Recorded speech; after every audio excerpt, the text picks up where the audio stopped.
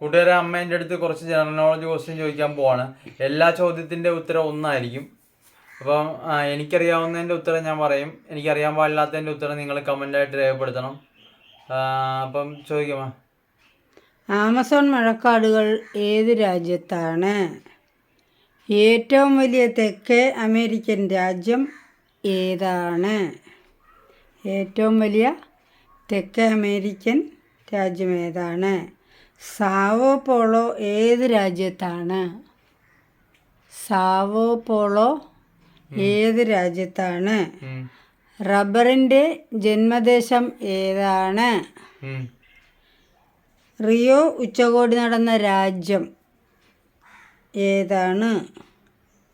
ഏറ്റവും അധികം തവണ ഫുട്ബോൾ ലോകകപ്പ് നേടിയ രാജ്യം ഏതാണ്?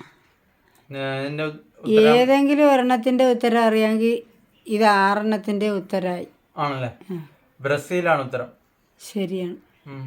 അടുത്ത ഈ ചോദിച്ച 6 ചോദ്യത്തിൻ്റെ ഉത്തരം ബ്രസീൽ തന്നെയാണ്.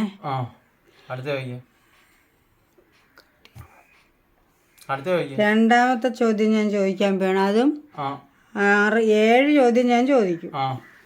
7ൻ്റെയും ആൻസർ ഒന്നാണ്. ഏറ്റവും നീണ്ട ദിനരാത്രങ്ങളുള്ള ഗ്രഹം ഏതാണ്? ഏറ്റവും നീണ്ട ദിനരാത്രങ്ങളുള്ള ഗ്രഹം ഏതാണ്? സൂര്യപ്രകാശത്തെ ഏറ്റവും അധികം പ്രതിഫലിപ്പിക്കുന്ന ഗ്രഹം ഏതാണ്? സൂര്യപ്രകാശത്തെ ഏറ്റവും അധികം പ്രതിഫലിപ്പിക്കുന്ന ഗ്രഹം ഏതാണ്? ഭൂമിയുടെ ഇരട്ട എന്നറിയപ്പെടുന്ന ഗ്രഹം ഏതാണ്? പ്രഭാത നക്ഷത്രം ഏത് ഗ്രഹമാണ്? പ്രഭാത നക്ഷത്രം ഏത് ഗ്രഹമാണ്? സന്ധ്യാനക്ഷത്രം എന്നറിയപ്പെടുന്ന ഗ്രഹം ഏത്?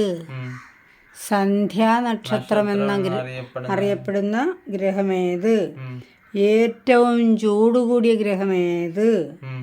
ഭൂമിയോട് ഏറ്റവും അടുത്ത് സ്ഥിതി ചെയ്യുന്ന ഗ്രഹം ഏത്? ഭൂമിയോട് ഏറ്റവും അടുത്ത് സ്ഥിതി ചെയ്യുന്ന ഗ്രഹം ഏത്? ചന്ദ്രനാണോ? 7 ഭൂമിയോട് ഏറ്റവും അടുത്ത് ചന്ദ്രനാണ്. ഇത് 7 എണ്ണത്തിൻ്റെ ആൻസർ ഒന്നാണ്. ഒന്നെന്നല്ല കേട്ടോ ഞാൻ പറഞ്ഞതിൻ്റെ അർത്ഥം. 7 ക്വസ്റ്റ്യൻ്റെ ആൻസർ ശുക്രനാണ്. അതെ, കൂട്ടുകാർ പറയുമായിരുന്നു. ഇനി ഞാൻ 5 ചോദ്യം ചോദിക്കും.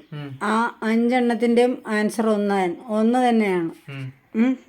ഏതെങ്കിലും ഒരെണ്ണത്തിൻ്റെ ആൻസർ അറിയാവോന്ന് ശ്രദ്ധിക്കുക. അങ്ങനെയാണെങ്കിൽ 5ൻ്റെ ആൻസർ ആവും. ഒന്നാമത്തെ ചോദ്യം, ലോകത്തിലെ ഏറ്റവും ദൈർഘ്യമേറിയ സ്വാഭാവിക കടൽത്തീരം ഏത് രാജ്യത്താണ്?